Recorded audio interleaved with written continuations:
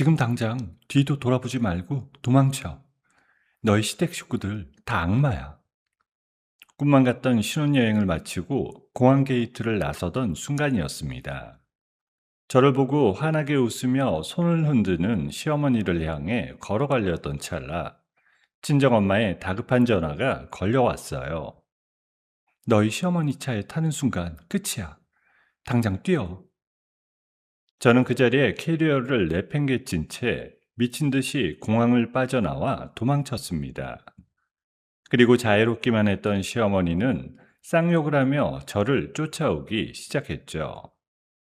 완벽했던 제 결혼은 저를 이용하기 위한 거대한 사기극이었어요.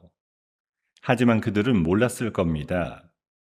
바보 취급하며 이용당할 줄 알았던 저와 친정엄마가 자신들의 숨통을 끊어놓을 거란 사실을요. 사연 시작 전에 구독 버튼을 눌러주시고 어디서 듣고 계신지 댓글에 남겨주세요. 그곳에 늘 행운이 가득하길 바라겠습니다. 남편은 잘 나가는 작은 회사를 이끄는 사장이었어요. 훤칠한 키에 시원시원한 성격, 거기다 보잘것없는 저를 세상 누구보다 귀하게 아껴주던 사람이었죠. 어릴 적 아버지를 여의고 늘 혼자 남겨질까 두려웠던 제게 박민호는 하늘이 보내준 구원자 같았습니다. 거기다 저를 친딸처럼 따뜻하게 품어주시던 시어머니까지 곁에 계셨으니 저는 제 인생에 드디어 봄날이 왔다고 철석같이 믿었습니다. 꿈만 같던 신혼여행을 마치고 입국장 문을 나서는데 저 멀리 시어머니가 두 손을 흔들며 환하게 웃고 계셨어요. 우리 새아가 왔구나. 얼굴이 아주 폈네. 그래, 신혼여행은 좋았어? 저는 환하게 웃으며 시어머니께 달려가려고 했습니다. 그런데 바로 그 순간 주머니 속 핸드폰이 미친 듯이 울리기 시작하더라고요. 친정엄마였습니다. 저는 시어머니께 잠깐 양해를 구하고 전화를 받았습니다. 엄마, 나 방금 도착했어. 지금 어머니랑 수연아, 안 돼. 절대 시댁으로 가지 마. 지금 당장 거기서 도망쳐. 엄마의 목소리는 거의 절규에 가까웠습니다. 숨이 넘어갈 듯 헐떡이는 그 목소리에 저는 등골이 서늘해졌어요. 엄마, 갑자기 무슨 소리야? 어머니 바로 앞에 계셔. 묻지 말고 내 말부터 들어. 그 사람들한테 들키면 절대 안 돼. 화장실이든 어디로든 빨리 숨어. 빨리. 저는 떨리는 손으로 전화를 귀에 댄 채 시어머니를 향해 어색하게 웃어 보였습니다. 어머니, 저 화장실 좀 다녀올게요. 비행기에서 속이 좀 안 좋아서요.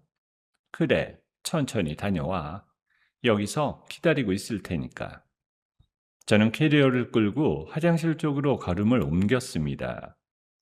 시어머니의 시야에서 벗어나자마자 저는 캐리어를 버려두고 화장실 칸으로 들어가 문을 잠갔어요. 심장이 목구멍까지 튀어오르는 것만 같았습니다. 엄마, 이제 말해. 대체 무슨 일이야? 나 무서워. 엄마는 한참을 흐느끼다가 겨우 입을 열었습니다. 수연아, 그 집 다 거짓말이었어. 그 사람 회사도 다 가짜야. 엄마가 다 봤어. 저는 다리에 힘이 풀려 변기에 그대로 주저앉았습니다. 엄마의 이야기는 이랬습니다. 제가 신혼여행을 떠난 사이 엄마는 텅 빈 신혼집에 냉장고며 세탁기를 채워 넣어주려고 들르셨대요. 그런데 거실 한쪽에 있던 남편의 금고문이 활짝 열려 있더랍니다. 무심코 들여다본 그 금고 안에서 엄마는 제 이름이 적힌 낯선 종이 뭉치를 발견하셨어요. 빚을 졌다는 증서와 알 수 없는 서류들이 한가득 들어 있었습니다. 거기 네 이름으로 빚이 30억이라고 적혀 있어. 30억. 엄마가 눈으로 똑똑히 봤어. 30억? 그게 무슨 말이야? 나는 도장 찍은 적도 없는데. 저는 입을 틀어막았습니다. 번듯한 사장님이라던 남편의 회사는 처음부터 끝까지 존재하지 않는 유령 회사였어요. 장민호의 진짜 정체는 경찰이 쫓고 있는 어마어마한 규모의 불법 도박 사이트 우두머리였어요. 더 끔찍한 건 그 다음이었습니다. 저를 친딸처럼 품어주던 시어머니가 예단이니 혼순이하며 가져갔던 제 신분증과 도장으로 일을 저질렀다는 거였어요. 파산 직전인 아들의 빚을 덮으려고 제 이름으로 30억이라는 빚 보증을 세우고 사채까지 끌어다 썼습니다. 그 노인네가 너를 며느리로 본 게 아니야. 빚더한을 호구로 본 거야. 너를 제물로 바친 거라고. 저는 그제야 모든 게 또렷해졌습니다.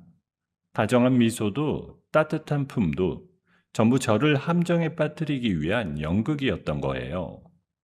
저는 화장실 칸막이 위에 난 작은 창문을 올려다봤습니다. 이대로 화장실 밖으로 나가면 시어머니가 저를 기다리고 있을 거였어요. 저는 캐리어도 내버려둔 채 사람들 틈에 섞여 다른 출구로 빠져나갔습니다. 밖으로 나오자마자 택시를 잡아탔어요. 기사님, 빨리 좀 가주세요. 빨리요. 택시가 공항을 빠져나가는 동안 저는 온몸을 사시나무 떨듯 떨었습니다. 친정집에 도착해 문을 열었을 때 거실 바닥에는 엄마가 가져온 서류들이 어지럽게 널려 있었어요. 엄마는 그 한가운데 넋이 나간 얼굴로 앉아 계셨습니다. 저를 보자마자 엄마는 제 손을 부여잡고 또 울음을 터뜨리셨어요. 수연아, 엄마가 미안해. 엄마가 그 집 사람들 못 알아봐서 너를 이 지경으로 만들었어. 엄마 잘못 아니야. 내가 멍청해서 그래. 내가 그 사람을 너무 믿었어. 택시를 타고 친정집으로 돌아온 저는 거실 바닥에 주저앉아 멍하니 벽시계만 바라봤습니다. 어느새 바늘이 자정을 가리키고 있었습니다. 엄마는 제 옆에서 연신 한숨을 내쉬며 제 등을 쓸어주셨어요. 수연아, 일단 오늘은 자자. 내일 날 밝으면 변호사도 알아보고 경찰서도 가보고, 응? 엄마, 나 무서워. 그 사람들이 그냥 이렇게 도망가고 끝일까? 나한테 30억이나 떠넘겨 놓고. 설마 그러겠니? 네가 속은 거 밝히면 다 풀릴 거야. 너무 걱정 말고. 거실 바닥에 주저앉아 떨고 있는데 제 휴대폰이 울리기 시작했어요. 화면에는 시어머니라는 글자가 떠 있었습니다. 저는 차마 받지 못하고 그 진동만 멍하니 바라봤어요. 받지 마. 그 노인네가 또 무슨 수작을 부리려고. 전화는 한참을 울리다 끊기더니 곧이어 남편 번호로 다시 걸려왔습니다. 받지 않으면 또 시어머니, 또 남편, 번갈아가며 쉴 새 없이 울려댔어요. 저는 입술을 깨물고 결국 통화 버튼을 눌렀습니다. 여보세요? 아이고, 새아가. 왜 공항에서 말도 없이 사라졌어? 이 시애미가 얼마나 찾았는지 알아? 무슨 오해가 있었던 모양인데 어서 집으로 들어와. 응? 오해요? 제 이름으로 30억을 빌려놓고 그게 오해예요? 얘가 무슨 소리를 하는 거야? 일단 들어와서 차분히 얘기하자니까. 저는 더 듣고 있을 수가 없어 전화를 끊어버렸습니다. 그러고는 무슨 소용이 있겠나 싶으면서도 떨리는 손으로 남편 번호를 눌러봤어요. 신호는 가는데 받지를 않더라고요. 대신 잠시 후 남편에게서 문자 한 통이 왔습니다. 미안하다는 말도 변명도 아니었어요. 괜히 일 키우지 말고 어머니 말씀대로 들어오라는 협박이나 다름없는 짧은 문장이었습니다. 엄마, 이 사람들 끝까지 나를 가지고 놀려고 해. 사과 한마디도 없어. 사람 탈을 쓴 짐승들이야. 차라리 잘 됐다. 우리도 마음 독하게 먹자. 그렇게 엄마가 저를 다독이고 막 자리에 누우려던 참이었습니다. 갑자기 현관문을 부술듯이 두드리는 소리가 온 집안을 뒤흔들었어요. 정수연 씨, 안에 있는 거 다 알아. 당장 문 열어. 저와 엄마는 사색이 되어 서로를 끌어안았습니다. 시어머니가 사채를 빌리면서 제 비상 연락처랍시고 친정집 주소를 그자들에게 미리 넘겨둔 거였어요. 문이 벌컥 열리더니 험상궂은 사내들이 들이닥쳤습니다. 그들은 거실 탁자를 발로 걷어차고 화분을 집어던지며 고래고래 소리를 질렀습니다. 30억, 당신 이름으로 빌린 돈이야. 오늘 안에 갚아. 아니면 우리가 받아내는 방식이 좀 거칠어질 텐데. 저는 그런 돈 빌린 적 없어요. 다 속아서 그런 거예요. 제발. 그건 우리가 할 바 아니고 종이에 네 이름하고 도장 다 찍혀 있어. 그때 엄마가 부엌에서 식칼을 들고 나와 그자들 앞을 막았었습니다. 내 딸 건드리면 나도 가만 안 있어. 엄마는 저를 등 뒤로 밀어내며 베란다 쪽으로 피하라고 눈짓했어요. 저는 캄캄한 베란다 구석에 몸을 웅크리고 앉아 두 손으로 입을 틀어막았습니다. 저는 소리조차 내지 못하고 그저 어깨만 들썩이며 울었습니다. 다음날 아침, 사내들이 휩쓸고 간 거실은 그야말로 난장판이었어요. 깨진 화분 조각과 엎어진 탁자 사이에서 저와 엄마는 뜬 눈으로 밤을 지새웠습니다. 날이 밝자마자 저는 엄마를 모시고 변호사 사무실을 찾아갔어요. 변호사님, 저는 정말 도장 찍은 적이 없어요. 시어머니가 제 신분증이랑 도장을 몰래 가져가서 한 일이에요. 이거 다 무효로 만들어줄 수 있죠? 변호사는 제가 내민 서류들을 한참 들여다보더니 무거운 표정으로 입을 열었습니다. 정수현 씨, 문제는 이 서류마다 본인 자필 서명이 너무 완벽하게 들어가 있다는 거예요. 위임장까지 다 갖춰져 있고요. 누가 봐도 본인이 동의한 걸로 보입니다. 그럴 리가 없어요. 저는 손도 안 댔는데. 기조라는 걸 증명하려면 시간도 오래 걸리고 그 사람들을 잡아야 대질이라도 할 텐데 지금 다 도망간 상태 아닙니까? 저는 눈앞이 캄캄해졌어요. 변호사 사무실을 나와 곧장 경찰서로 향했지만 그곳에서 들은 이야기는 저를 더 깊은 수렁으로 밀어넣었습니다. 경찰은 오히려 저를 의심스러운 눈초리로 쳐다봤어요. 정수현 씨, 본인 명의로 된 통장이 여러 개 있던데요. 이 통장들로 도박 사이트 돈이 수십억씩 오갔습니다. 이건 어떻게 설명하실 거예요? 그것도 저는 모르는 일이에요. 저는 통장을 만든 적도 없어요. 도박 사이트 피해자들이 이 통장 내역을 근거로 정수현 씨를 공범으로 고소했어요. 당분간 출국 금지하시고 연락 닿는 곳 분명히 해두세요. 저는 다리가 후들거려 그 자리에 주저앉을 뻔했습니다. 하루아침에 저는 사채업자에게 쫓기는 빚쟁이이자 경찰의 의심을 받는 범죄자가 되어버렸어요. 엄마가 제 팔을 부축하며 함께 경찰서를 나왔습니다.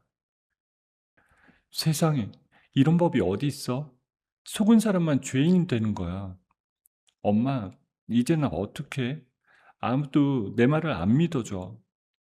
집으로 돌아온 저희를 기다리고 있던 건 더 끔찍한 광경이었습니다. 밤사이 사채업자들이 다시 다녀갔는지 친정집 현관문에는 붉은 페인트로 욕설이 칠해져 있었고 벽마다 협박하는 종이가 덕지덕지 붙어 있었습니다. 여기도 더는 못 있겠다. 이러다 너 잡혀가겠어. 저는 급한 대로 엄마의 손을 잡고 변두리에 있는 허름한 모텔로 숨어들었습니다. 혹시 위치가 추적될까봐 핸드폰 전원도 꺼버렸어요. 좁고 퀴퀴한 모텔방에 들어서자 엄마는 침대에 풀썩 주저앉아 한참을 우셨습니다. 내가 너를 이런 데로 끌고 다니네. 엄마가 죄인이다. 죄인이야. 엄마, 울지 마. 이렇게 당하고만 있으면 우리만 죽어. 내가 직접 알아낼 거야. 누가 이걸 다 꾸몄는지. 저는 가방에서 노트북을 꺼냈습니다. 이대로 주저앉아 있을 수는 없었거든요. 저는 밤새 남편 박민호의 과거 행적과 도박 사이트에 관한 흔적을 미친 듯이 파헤치기 시작했어요. 인터넷 구석구석을 뒤지고 피해자들이 모여 있다는 게시판까지 샅샅이 훑었습니다. 며칠을 그렇게 매달린 끝에 저는 한 가지 단서를 잡았습니다. 박민호의 오른팔 노릇을 하던 조 실장이라는 자가 그 모든 서류를 손수 조작한 장본인이었습니다. 엄마, 찾았어. 조 실장이라는 사람이야. 이 사람만 잡으면 내가 속았다는 걸 증명할 수 있어. 수연아, 위험해. 그런 사람들은 다 한패야. 잘못 건드리면 너만 다쳐. 저는 망설이지 않았습니다. 남은 비상금을 탈탈 털어 흥신소에 조 실장의 뒤를 캐달라고 의뢰했습니다. 며칠 뒤 흥신소에서 연락이 왔어요. 조 실장이 밤마다 드나든다는 불법 도박장 주소를 알아낸 겁니다. 수연아, 제발 가지 마. 거기가 어떤 곳인지 알기나 해? 엄마는 너 잃으면 못 살아. 엄마, 나 이대로 죽으나 거기 가서 죽으나 똑같아. 내 인생 돌려받으려면 가야 돼. 저는 엄마의 만류를 뿌리치고 홀로 그 도박장 근처로 향했습니다.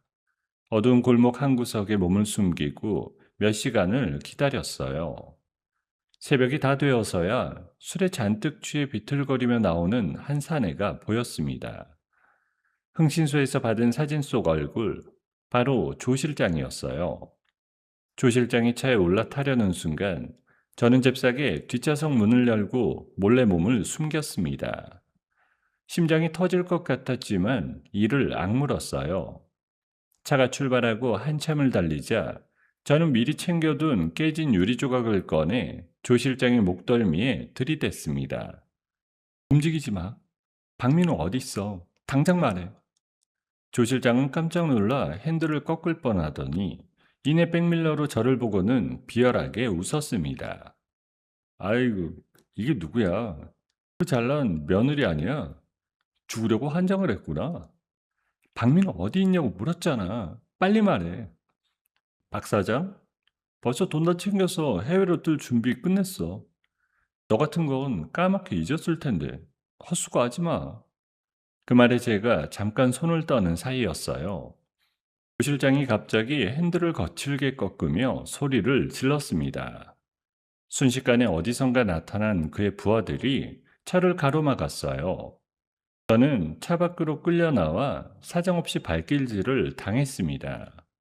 그들은 정신을 잃어가는 저를 차에 싣고 어딘가로 달렸어요. 제가 버려진 곳은 인적이라곤 찾아볼 수 없는 야산의 저수지 근처였습니다. 뼛속까지 파고드는 차가운 밤 공기 속에서 저는 온몸의 감각이 서서히 사라지는 걸 느꼈어요.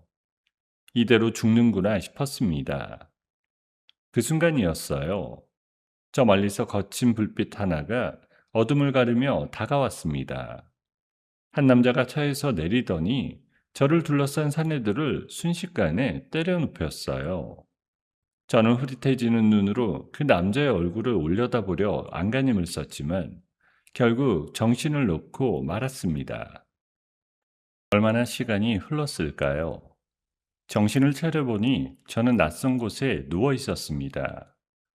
차갑고 휑한 공기, 머리 위로 보이는 녹슨 철골 구조물, 어디서도 본 적 없는 버려진 공장 같았습니다. 저를 구해준 그 남자가 멀찍이 서서 저를 내려다보고 있었어요. 여기가 어디예요? 당신 누구예요? 왜 나를 병원이 아니라 이런 데로 데려온 거예요? 남자는 아무 말 없이 제게 다가오더니 사진 한 장을 제 앞에 툭 던졌습니다. 남편 박민호의 얼굴이 찍힌 사진이었어요. 남자 알지? 박민호. 이 사람들을 어떻게 알아요? 당신 박민호랑 한패예요? 한패였으면 저수지에서 널 구했겠어. 나는 이 자식을 죽이고 싶어 하는 사람이야. 남자는 자신을 강태석이라고 소개했습니다. 한때 형사였던 그는 박민호의 도박 조직에 몰래 잠입해 수사를 하다가 하나뿐인 동생을 잃었다고 했습니다. 그날 이후 복수만을 생각하며 경찰복까지 벗어던지고 박민호 일당을 쫓아왔다는 겁니다. 내 동생이 그 조직 빚 때문에 어떻게 됐는지 알아? 나는 박민호 잡으려고 몇 년을 이렇게 살았어. 그런데 왜 나를 구했어요? 나는 그냥 그 사람한테 속은 여자일 뿐인데. 너도 나처럼 박민호한테 당한 사람이니까. 그리고 너는 내가 못 가진 걸 가지고 있어. 그 자식한테 다가갈 수 있는 패 말이야. 태석은 품에서 서류 한 뭉치를 꺼내 제게 내밀었습니다. 조 실장의 은신처에서 빼돌렸다는 박민호의 비밀 출국 계획서였습니다. 저는 떨리는 손으로 그 종이를 한 장씩 넘겼습니다. 거기 적힌 내용은 제 숨을 멎게 만들었어요. 봐, 박민호는 처음부터 너랑 결혼할 생각이 없었어. 너를 방패막이로 세워서 빚이랑 수사를 다 떠넘기고 자기는 돈을 전부 빼돌려서 이번 주말에 배 타고 도망갈 계획이야. 이번 주말이요? 그럼 정말 며칠 안 남았네요. 그런데 그 명단을 보다가 저는 더 끔찍한 이름들을 발견하고 말았습니다. 밀항자 명단에는 시어머니뿐만 아니라 서지연이라는 여자와 어린아이 둘의 이름까지 또렷이 적혀 있었어요. 서지연, 이 여자는 누구예요? 애들은 또 뭐고요? 박민호의 진짜 마누라야. 그 애들은 박민호 친자식이고. 진짜 아내라고요? 그럼 나는 대체 뭐예요? 나는 뭐 했냐고요? 저는 입을 틀어막고 그 자리에 주저앉았어요. 온몸이 부들부들 떨렸습니다. 태석은 그런 저에게 핸드폰을 건네며 서지연이라는 여자의 인터넷 계정을 보여주었어요. 제가 사채업자에게 쫓겨 저수지에 버려져 죽어가던 바로 그 시간에 그 여자는 최고급 호텔에서 송별 파티를 즐기고 있었습니다. 값비싼 술잔을 든 사진 아래에는 곧 새로운 인생이 시작된다는 들뜬 글까지 적혀 있었어요. 이게 다 누구 돈으로 즐기는 거예요? 내가 뒤집어 쓴 30억으로 호강하는 거잖아요. 저는 피가 거꾸로 솟는 것만 같았습니다. 당장이라도 그 여자를 찾아가 머리채를 잡고 싶었어요. 자리를 박차고 일어서려는데 태석이 제 팔을 붙잡았습니다. 나요. 가서 다 부숴버릴 거예요. 그 여자도 박민호도. 정신 차려. 지금 네가 쳐들어가면 어떻게 되는지 알아? 그 자식들이 다 너한테 죄를 뒤집어 씌우고 꼬리 자르고 도망갈 거야. 너만 완전히 독박 쓰는 거야. 그럼 어떻게 해요? 이대로 당하고만 있으라고요? 아니, 제대로 갚아주자는 거지. 머리를 써서 그 자식들이 빠져나갈 구멍이 없게. 태석의 차분한 목소리에 저는 끓어오르던 분노를 겨우 가라앉혔습니다. 저는 그날 밤 엄마가 기다리는 모텔로 돌아왔어요. 그리고 태석과 함께 박민호 일당을 무너뜨릴 계획을 짜기 시작했습니다. 첫 번째 목표는 서지연이 관리하고 있다는 박민호의 차명 계좌였어요. 그 돈줄을 묶어버리면 그들의 발이 묶일 테니까요. 내가 예전에 알던 정보원들 풀어서 서지연 동선을 알아볼게. 너는 그동안 다른 걸 좀 해줘야겠어. 뭐든 말해요. 이제 무서울 게 없어요. 저는 그날부터 도박 사이트 피해자들이 모인 게시판에 접속했습니다. 박민호의 진짜 얼굴과 그가 도망갈 계획을 폭로하는 글을 여기저기 퍼뜨리기 시작했어요. 숨어있던 박민호의 숨통을 서서히 조이기 시작했습니다. 그러던 중 태석이 중요한 정보 하나를 가지고 왔어요. 며느리를 총알바지로 버리고 떠날 생각에 들뜬 시어머니가 출국 직전에 마지막으로 피부과에서 비싼 시술을 받으러 간다는 거였습니다. 시어머니 가방 안에 분명히 중요한 게 있을 거야. 미랑 브로커 연락처나 돈 관련된 거. 네가 직접 들어가서 빼내와야 돼. 할 수 있겠어? 할 수 있어요.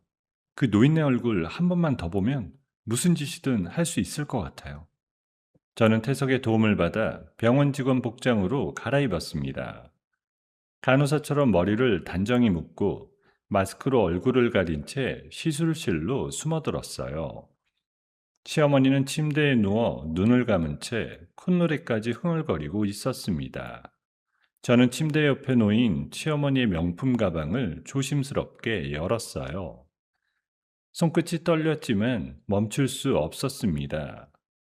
가방 안에서 저는 미랑 브로커의 연락처가 적힌 쪽지와 외국은행의 보안장치로 보이는 작은 기계 하나를 찾아냈어요.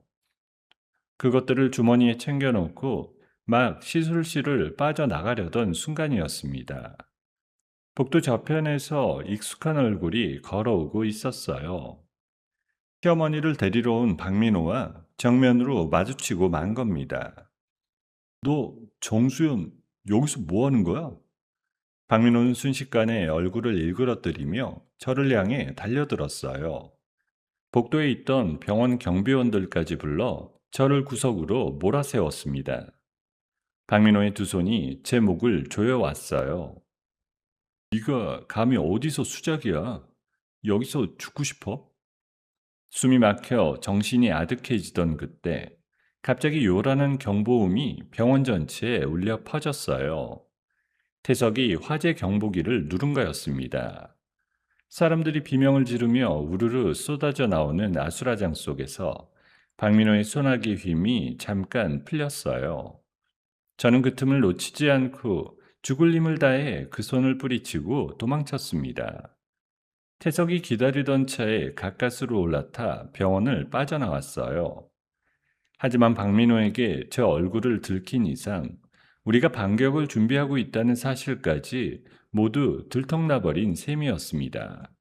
병원에서 가까스로 도망쳐 나온 그날 이후 우리에게 주어진 시간은 더 줄어들었어요. 계획이 들통난 박민호 일당이 출국 날짜를 앞당긴 겁니다. 태석이 정보원을 통해 알아낸 바로는 그들이 오늘 밤 인천의 한 부둣가에서 미랑 브로커를 만나기로 했다는 겁니다. 오늘 놓치면 끝이야. 저 자식들 한번 배 타면 영영 못 잡아. 가자. 가요. 무슨 일이 있어도 오늘 끝내야 돼요. 쏟아지는 빗줄기를 뚫고 우리는 인천 부둣가를 향해 미친 듯이 차를 몰았습니다. 와이퍼가 정신없이 움직였지만 앞이 잘 보이지 않을 만큼 비가 거셌어요. 저는 두 주먹을 꽉 쥐고 창밖만 노려봤습니다. 한참을 달려 도착한 브로커의 낡은 창고 근처에서 우리는 차를 세우고 몸을 숨겼어요.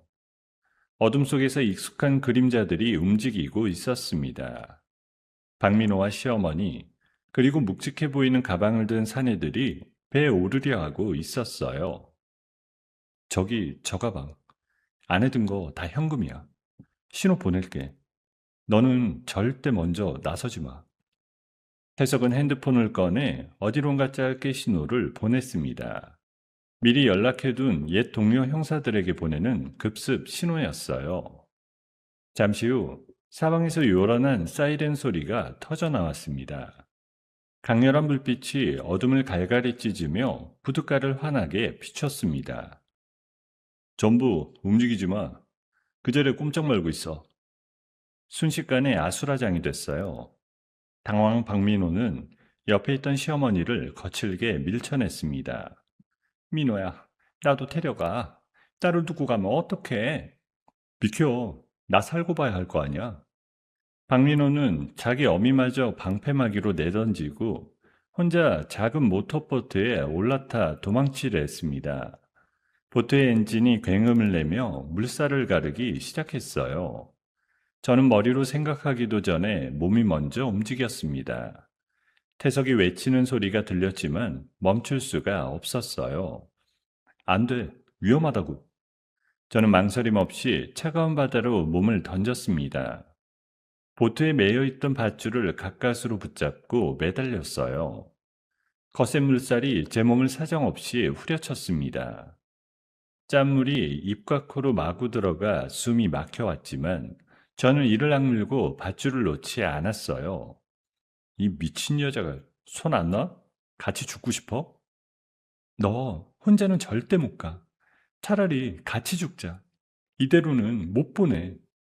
박민호가 밧줄을 끊으려고 발버둥 치는 사이 뒤따라 바다로 뛰어든 태석이 보트 위로 올라탔습니다. 태석은 단숨에 박민호를 제압해 보트 바닥에 짓눌렀어요. 길고 길었던 도망의 끝이었습니다.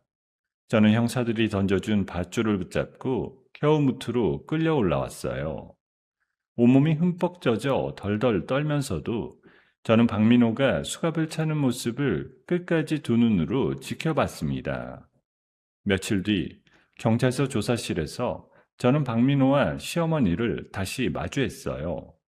두 사람은 끝까지 뻔뻔했습니다. 저 여자가 진짜 주인이에요. 도박 사이트도 다 저 여자가 운영한 거고 나는 그냥 시키는 대로 한 거예요. 맞아요. 저 며느리가 우리 집 재산 다 노리고 들어온 거예요. 우리가 피해자라고요. 어떻게 사람이 끝까지 이래요? 내 신분증 가져다가 빚보증 세운 게 누군데? 내 인생 망쳐놓고 어떻게 이렇게 뻔뻔할 수가 있어요? 하지만 이번엔 달랐습니다.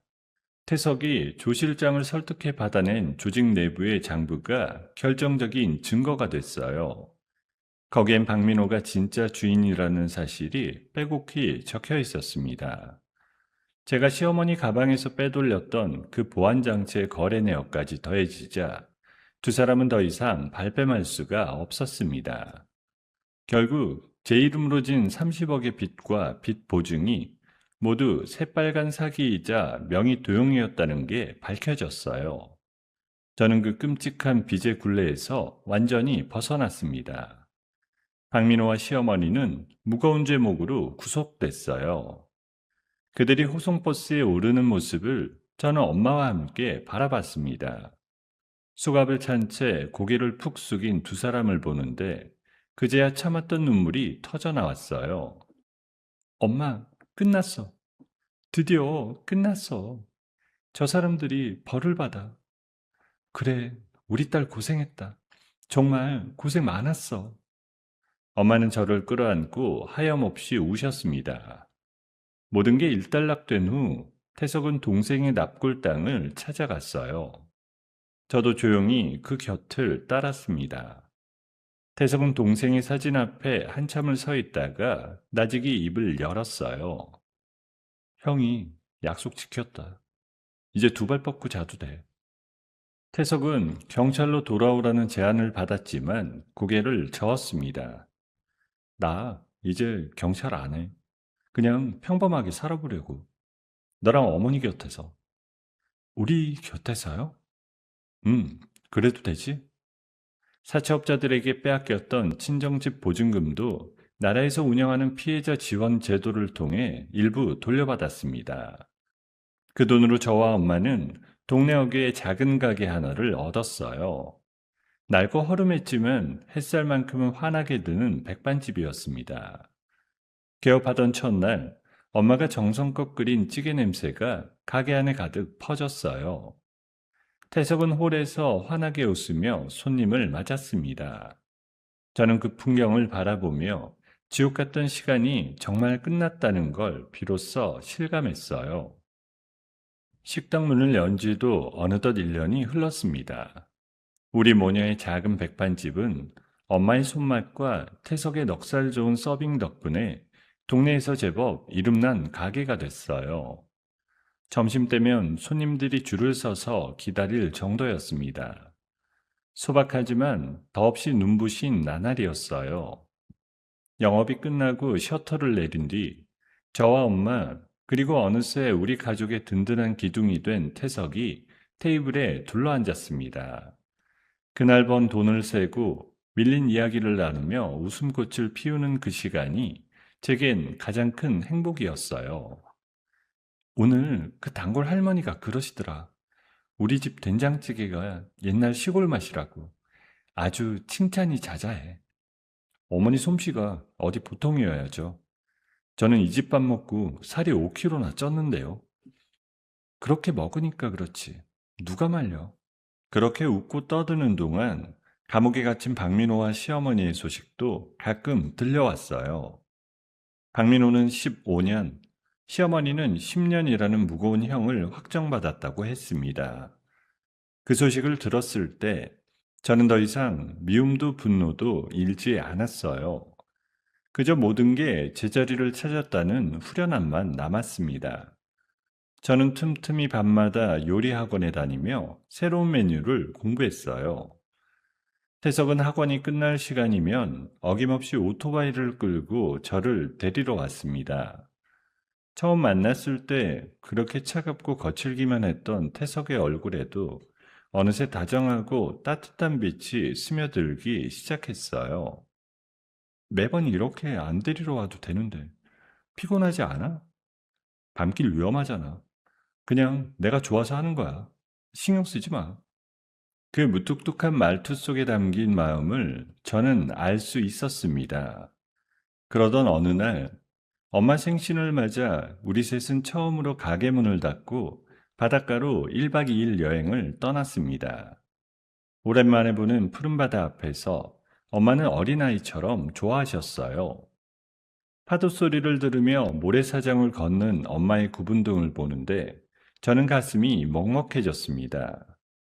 엄마, 이제 우리 좋은 일만 있을 거야. 내가 이 행복 절대 안 놓칠 거야. 그래, 우리 딸. 이만하면 됐다.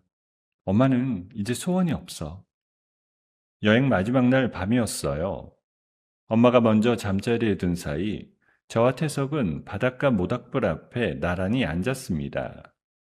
타닥타닥 장작 타는 소리만 들리는 가운데 태석이 조심스럽게 제 손을 잡았어요.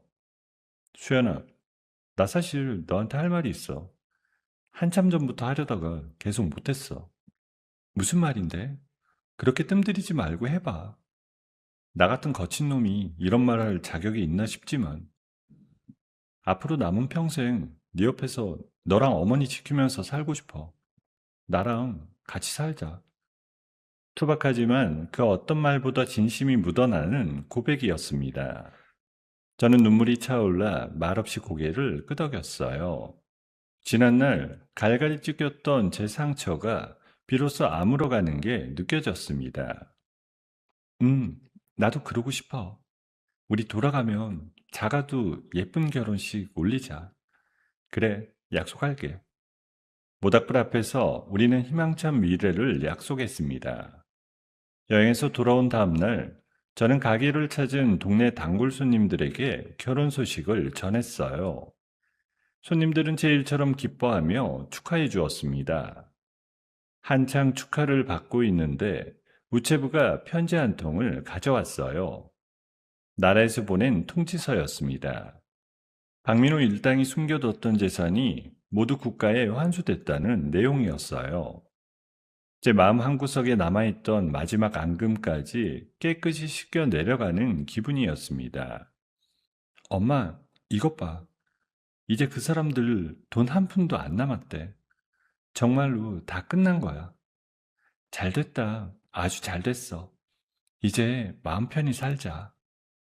이제 정말 제 인생의 박민호라는 이름의 그림자는 단 한 줌도 남지 않았다고 확신했습니다. 저는 가벼운 마음으로 주방에 들어가 엄마와 함께 새로 선보일 메뉴의 간을 봤습니다. 티 없이 맑은 웃음이 절로 터져 나왔어요. 엄마, 이것 좀 봐봐. 간이 딱 맞는 것 같지? 어디 보자. 그래, 아주 좋다. 이대로 내놓으면 되겠어. 모든 게 완벽하게 제자리를 찾고 환하게 빛나던 바로 그 순간이었어요. 가게 유리문이 거칠게 열리며 한 여자가 안으로 들이닥쳤습니다. 잔뜩 도끼 어린 눈으로 저를 노려보는 그 여자를 본 순간 저는 숨이 턱 막혔습니다. 거칠게 문을 밀고 들어온 여자는 다름 아닌 서지연이었어요. 사진으로만 보던 박민호의 진짜 아내가 제 눈앞에 서 있었습니다. 나라에서 재산을 모두 가져가는 바람에 하루아침에 빈털터리가 됐다더니 그 말이 사실인 것 같았습니다. 값비싸던 차림새는 온데간데 없고 온몸에 도끼와 표독스러움만 잔뜩 둘러쓴 모습이었어요. 네가 정수연이지? 잘 먹고 잘 사나 보네. 이렇게 떡하니 가게까지 차리고. 당신 서지연? 서지연은 대답도 듣지 않고 다짜고짜 손님이 앉아있던 테이블을 발로 걷어차 엎어버렸습니다. 그릇이 와장창 깨지고 손님들이 비명을 지르며 자리에서 일어났어요. 우리 남편 감옥 가고 시어머니도 감옥 가고 나는 애들 데리고 단칸방으로 쫓겨났어. 이게 다 누구 때문인 줄 알아? 다 너 때문이야. 너 때문이라고. 뭐라고요? 적반하장도 유분수지. 그 죄를 다 나한테 뒤집어 씌우려던 사람들이 누군데? 그때 주방에 있던 태석이 뛰쳐나와 서지현 앞을 막아섰어요. 당장 안 나가? 한 번만 더 행패 부리면 경찰 불러. 서지현은 태석을 보더니 오히려 비열하게 입꼬리를 올렸습니다. 그러고는 핸드백에서 휴대폰을 꺼내 천천히 재생 버튼을 눌렀어요. 스피커에서 소름 끼치는 목소리가 흘러나왔습니다. 놀랍게도 그건 제 목소리였어요. 제가 도박 사이트의 진짜 주인이라며 박민호에게 모든 죄를 뒤집어 쓰라고 지시하는 내용이었습니다. 이게 뭐야? 나는 이런 말 한 적 없어. 이거 다 가짜야. 그렇겠지. 너는 안 했겠지. 내가 마지막 남은 돈 탈탈 털어서 우리 남편부 아들 시켜서 새로 만든 거니까. 요즘은 목소리도 감쪽같이 만들더라. 세상에, 이런 끔찍한 짓을. 사람이 어떻게 이래? 서재현은 핸드폰을 흔들며 의기양양하게 떠들었습니다. 법으로는 이미 끝난 사건이지.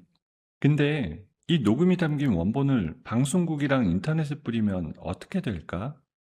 사람들이 진실을 알겠어? 아니면 자극적인 이 목소리에 환장하겠어?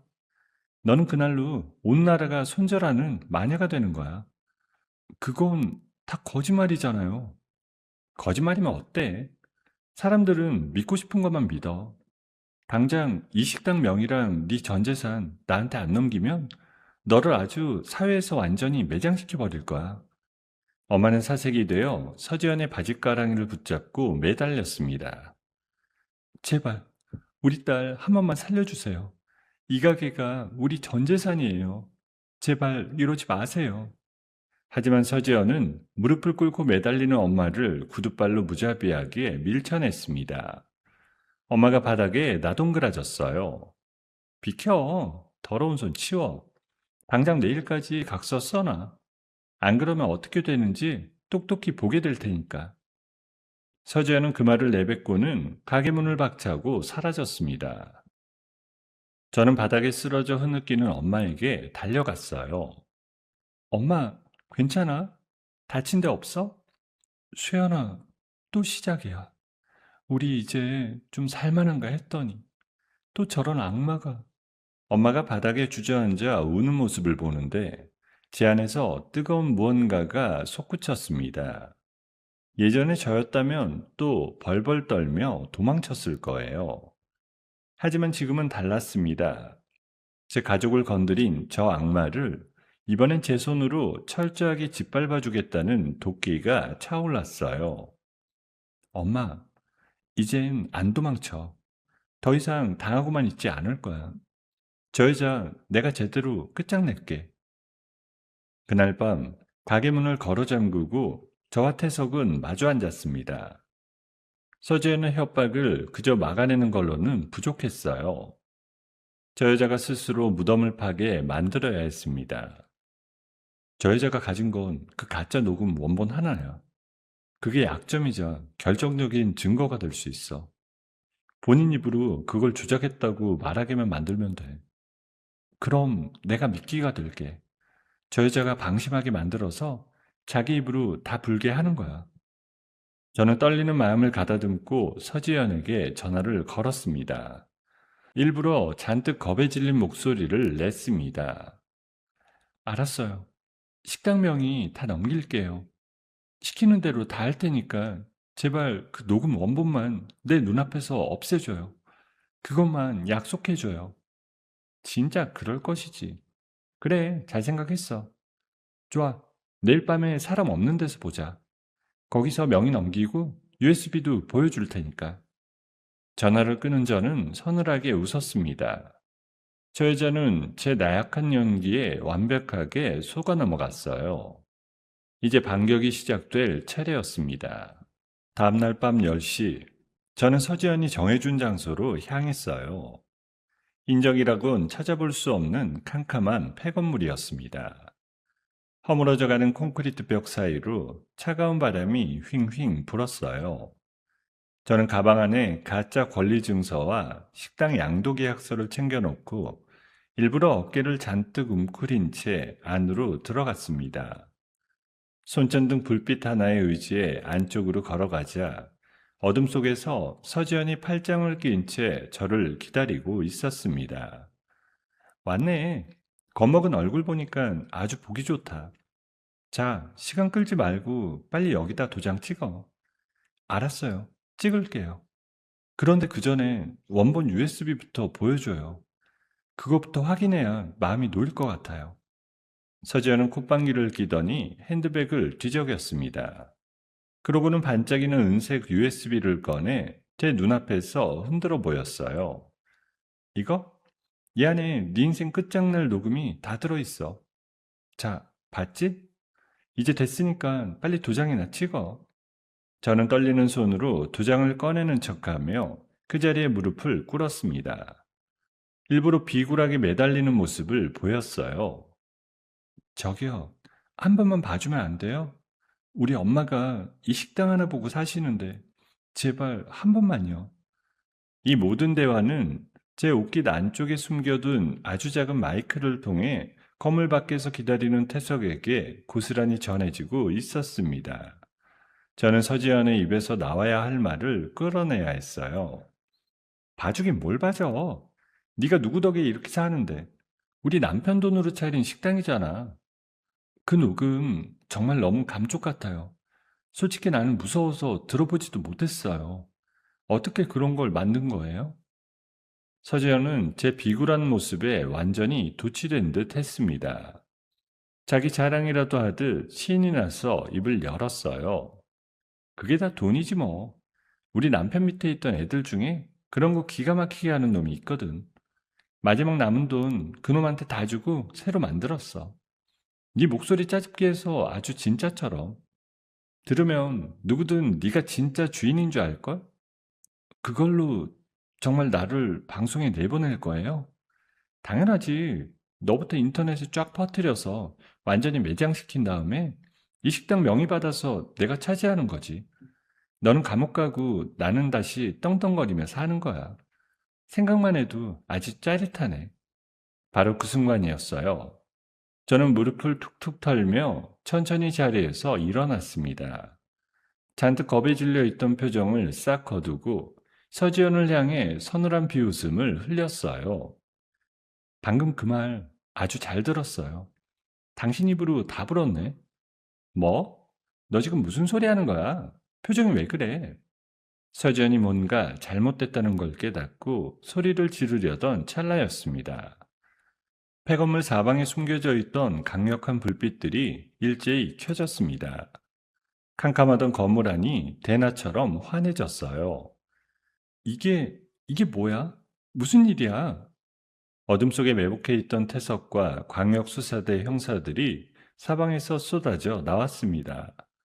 서지현은 도망갈 틈도 없이 그 자리에 그대로 굳어버렸습니다. 서지현, 공갈 협박, 사기 미수, 증거 위조 혐의로 체포한다. 손들어. 나 이거 놓으라고. 내가 뭘 잘못했다고. 저 여자가 먼저 나 속였잖아. 형사들은 발버둥 치는 서지현의 손에 수갑을 채웠습니다. 그러고는 서지현의 손에서 은색 USB를 압수했어요. 형사가 그 USB를 노트북에 연결해 그 자리에서 확인하더니 고개를 끄덕였습니다. 이거 완전히 조작된 데이터 맞네. 데려가. 서지현은 끌려가면서도 저를 향해 저주를 퍼부었습니다. 정수영, 너 두고 봐. 내가 가만 안 둘 거야. 이대로 안 끝난다고. 끝났어요. 당신이 스스로 판 무덤이에요. 누구를 탓할 것도 없어. 저는 수갑을 찬 채 끌려가는 서지현의 뒷모습을 끝까지 지켜봤습니다. 한때 저를 짓밟으려던 그 일가가 결국 제 발로 판 무덤에 스스로 묻히는 광경이었습니다. 가슴 깊은 곳에서 묵직한 무언가가 쑥 내려가는 기분이었어요. 긴장이 한꺼번에 풀려서인지 다리에 힘이 쭉 빠졌습니다. 제가 휘청하는 순간 태석이 달려와 저를 따뜻하게 안아 올렸어요.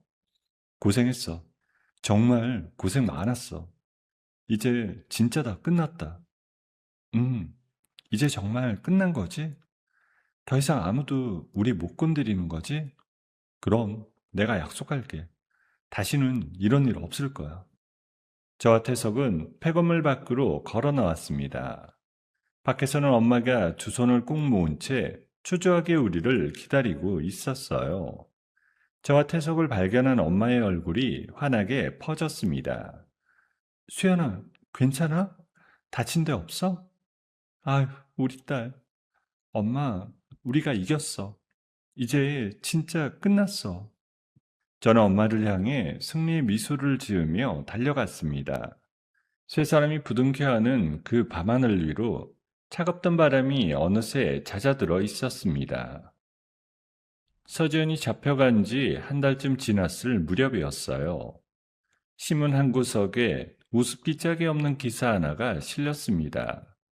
같은 교도소에 갇힌 박민호와 시어머니, 그리고 서지연이 서로 책임을 떠넘기며 한바탕 몸싸움을 벌였다는 내용이었어요. 면회실에서 만난 세 사람이 누구 때문에 일이 이렇게 됐냐며 머리채를 잡고 싸웠습니다. 그 기사를 읽으며 저는 한참을 소리내어 웃었어요. 엄마, 이것 좀 봐. 셋이서 서로 잡아먹지 못해 안달이래. 자기들끼리 물어뜯고 난리라는 거야. 저럴 줄 알았다. 욕심 사나운 것들끼리 모여봤자 끝이 저런 거야. 자업자득이지. 감옥 안에서도 평생 저렇게 서로 미워하면서 살겠죠. 저게 진짜 벌이에요. 서전이 마지막까지 숨겨뒀던 돈마저 모두 나라에 압수됐다는 소식도 들려왔습니다. 그렇게 그 일가는 다시는 일어설 수 없는 처지가 되어버렸어요. 평생을 차가운 감옥 바닥에서 서로를 원망하며 늙어갈 겁니다. 저를 그토록 짓밟으려던 사람들의 끝이 그러했어요. 저는 그 소식에 더 이상 분노하지도 슬퍼하지도 않았습니다. 오히려 마음이 차분하게 가라앉았어요. 이제 정말로 모든 매듭이 풀렸다는 후련함만 남았습니다. 저와 태석, 그리고 엄마는 그 지옥 같던 굴레를 완전히 끊어내고 다시 평온한 일상으로 돌아왔어요. 우리 세 사람만의 따뜻한 울타리는 그 어느 때보다 단단해졌습니다. 봄꽃이 활짝 핀 어느 화창한 주말이었어요. 저는 드디어 태석과 결혼식을 올렸습니다. 작은 정원이 딸린 야외 예식장이었어요. 하얀 드레스를 입은 제가 엄마의 손을 꼭 잡고 천천히 식장 안으로 걸어 들어갔습니다. 엄마의 눈가는 이미 촉촉하게 젖어 있었어요. 우리 딸 이렇게 고운 모습 보니까 엄마는 이제 죽어도 여한이 없다. 엄마, 그런 말이 어딨어. 앞으로 더 좋은 거 많이 보고 오래오래 살아야지.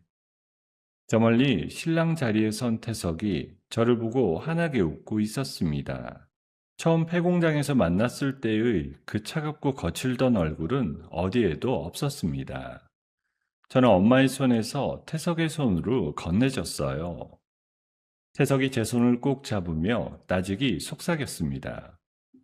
평생 내가 지킬게.